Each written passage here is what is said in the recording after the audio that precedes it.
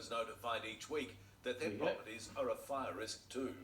Britain's lead investigator into the Grenfell Tower disaster has told Curry-Ann Greenbank, our system is broken and the government needs to help fund the solution.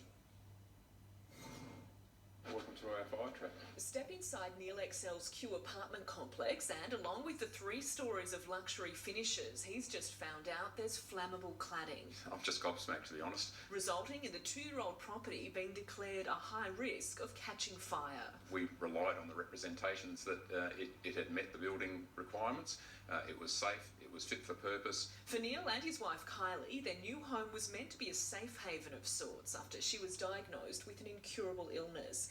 Now, not only do they feel unsafe, but incredibly unsettled, slapped with a building notice, but not told where the cladding is, how to fix it, or how much all of that will cost. We have no idea what happens after the building notice is issued, who's responsible for it, and it's just a mystery to us. Their situation has been mirrored across Melbourne's suburbs. As the audit rolls on, hundreds of homeowners are only now finding out their properties are part of the cladding crisis.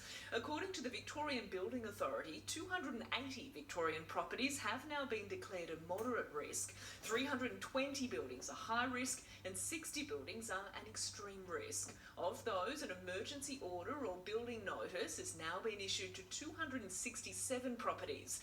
As Neil Excel's local council puts it, building regulations have resulted in systematic failure. There is presently no suitable solution. And this is Victoria in the 21st century. This is totally unacceptable. At the end of the day, what are they going to say if someone dies because of dangerous flammable cladding? After the horror that befell the Grenfell Tower, which killed 72 people, Dame Judith Hackett investigated the UK's failures, and she says she's found the same flaws in our system. The regulatory system in its entirety has failed to deliver buildings that we can have confidence in. From cost cutting to weak regulatory enforcement, limited systematic tracking of materials, and the big one, no clear responsibility between builder and architect, fire engineer and surveyor when something goes wrong.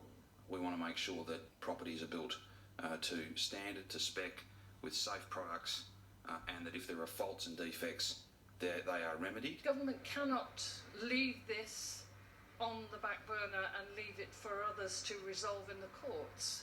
One case that has been resolved through the courts is sending shockwaves through the industry. Owners of apartments in the Lacross Tower have won their multi-million-dollar compensation lawsuit after the fire of 2014. Those ordered to pay the builder, building surveyor, fire engineer and architect. Outside of court, it's up to owners like Neil to find the tens of thousands of dollars needed to fix the fire risk, as Dame Judith Hackett calls for the state government to fast-track and to help fund the solution. We have to start and we have to get the programme underway and tackle the most important and the highest risk buildings first. Curry-Ann Greenbank, 9 News.